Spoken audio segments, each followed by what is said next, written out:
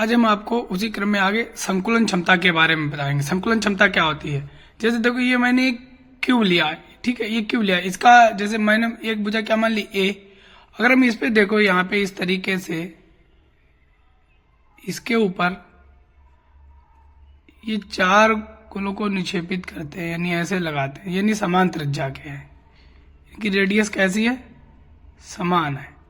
तो देखो संकुलन क्षमता क्या बताती है? ये रिक्तिकाएं होती हैं, ये यानी बताती है उसने आयतन को कितना ज्यादा घेरा। जैसे आपके मैक्सिमम मार्क्स होते हैं, आप उसमें से कितने प्राप्त करते हैं, या कोई भी चीज है, जैसे कोई 1 लीटर का बर्तन है, उसमें आप कितनी माप लेते हैं। जैसे आपको आधा लीटर उसमें पानी लेना है, तो उसकी क्या होगी क्षमता? क्या होगी उसकी? आधा लीटर ही उस स्थान को घेर पाएगा। आधा लीटर कैसा रहेगा? खाली रहेगा।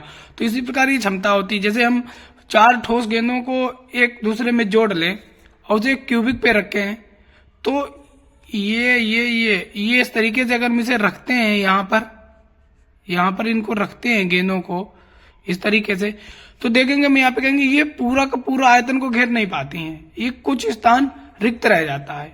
जो स्थान रिक्त रह जाता है या जो स्थान भर जाता है उसे हम संकुलन क्षमता कहते हैं, यानी पैकिंग इफिशियंसी, यानी वह कुल आयतन को कितना घेर सकता है।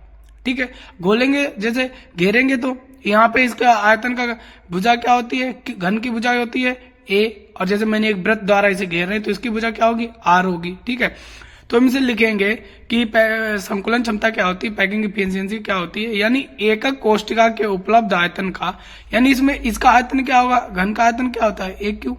इसका आयतन क्या होगा? भुजा का क्यू। तो हम लिखेंगे एकक कोष्टिका के उपलब्ध आयतन का वह प्रतिशत जो कणों द्वारा घेरा जाता है।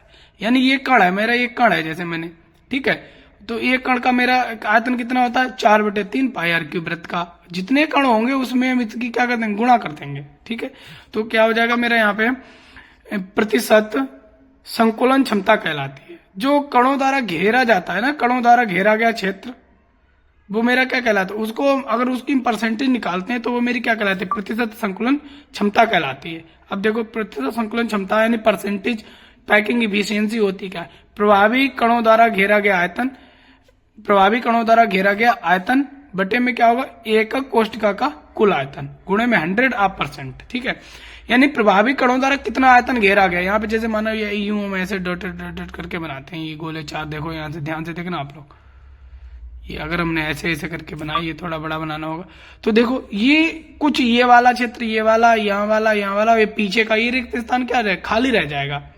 अगर आप 4 गेंदों को जोड़ के देखना, अगर उस पर एक क्यूब पे फिक्स करना, तो देखना उसमें बहुत सारी रिक्तिकाएं उत्पन्न हो जाएंगी। तो उस खाली जगह को, जो भरी जगह यानी जो घेरा गया क्षेत्र है, उसे हम क्या कहते हैं? संकुलन क्षमता कहते हैं, पैकिंग एनर्जी कहते हैं। देखो P बराबर होती क्या होती है? प्रभावी कणों द्वारा घेरा गया आयतन बटे में एकक कोष्टिका का कुल आयतन गुणे में 100। अब देखो, अब प्रभावी कणों का द्वारा घेरा गया आयतन कैसे निकालेंगे हम? प्रभावी कणों द्वारा घेरा गया आयतन निकालने का तरीका है मेरा, जैसे यहाँ पे देखो, प्रभावी कणों की संख्या बटे में एक कण का आयतन। जैसे एक कण का आयतन कितना है? 4/3। और प्रभावी कण है कितने?